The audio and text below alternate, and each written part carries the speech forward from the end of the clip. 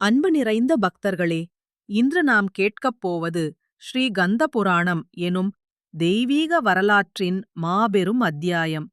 இது முருகன் அவதாரத்தின் ஆரம்பம், உலக நன்மைக்காக தாயும் தந்தையும் மேற்கொண்ட தெய்வீக தபசின் தொடக்கம். பரமேஸ்வரன் ஆலமர நிழலில் அமர்ந்திருந்தார். அவரது முகத்தில் யோகநிலை அமைதி திகழ்ந்தது.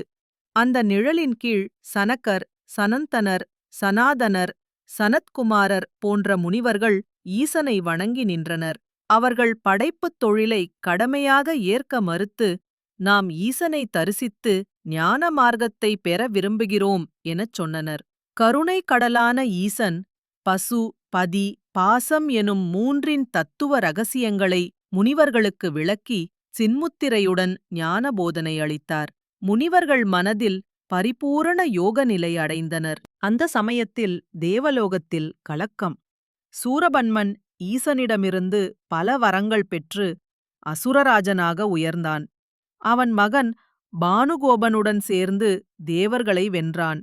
இந்திரனின் மகன் ஜெயந்தனையும் சிறையில் அடைத்தான். தேவேந்திரன் தன் அரியணையையும் பெருமையையும் இழந்தான். மனம் தளர்ந்த அவன் மேருமலையில் தவம் செய்ய முனைந்தான். நமசிவாய மந்திரத்தை மனத்தில் சிந்தித்து ஆண்டுகள் பல்லாயிரம் கடந்து கடும் தவம் மேற்கொண்டான். அமரனின் தவத்தால் மகிழ்ந்த ஈசன் ரிஷபாரூட மூர்த்தியாக அவன் முன்னே வெளிப்பட்டார். பிரம்மாண்ட நாயகனின் காட்சி முகம் மலர்ந்தது. தேவேந்திரன் நமஸ்கரித்து தன் துயரை பகிர்ந்தான். ஞானசேகரா, சூரபன்மன் என்னை அவமானப்படுத்தினான். அவனை சம்காரம் செய்ய அருள் செய்ய வேண்டும் எனக் கேட்டான். அன்புள்ள ஈசன் கூறினார், தேவேந்திரா, சூரபன்மனை நான் நேரடியாக வெல்ல முடியாது.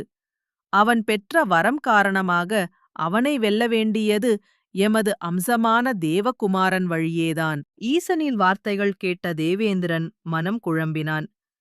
ஈசன் யோக நிலையில், ஈஸ்வரி மேருமலையில் தவம் இருக்கிறார். இவர்கள் ஒன்று சேர்வது எப்படி சாத்தியம்? அந்த சந்தேகத்துடன் பிரம்மனைச் சந்திக்கப் புறப்பட்டான். நான்முகனும் தேவர்களும் சேர்ந்து வைகுண்டம் சென்றனர்.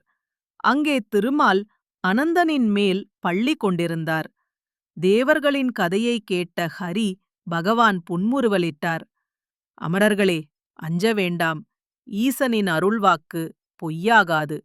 ஆனால் அந்த தெய்வீக இணைப்பு நிகழ மன்மதனின் முயற்சி தேவை. திருமாலின் ஆலோசனையால் தேவர்களுக்கு மகிழ்ச்சி ஏற்பட்டது. அனைவரும் அருள் பெற்ற மனதுடன் மன்மதனை பணி செய்வதற்கு அனுப்பினர். இவ்வாறு ஈசன் யோகத்தில், ஈஸ்வரி தவத்தில் தேவர்கள் நம்பிக்கையுடன் ஒரு புதிய அத்தியாயத்துக்கு துவக்கம் வைத்தனர். இதுவே முருகன் அவதாரத்தின் தெய்வீக ஆரம்பம். அடுத்த பகுதியில் மன்மதன் மலரம்பு எய்திய தருணம், அது உலக நன்மைக்கான தெய்வீக வெளிச்சம் எவ்வாறு ஆனது என்பதை காண்போம். இது டிவைன் புராணம், அருளின் கதை பேசும் தளமாகும்.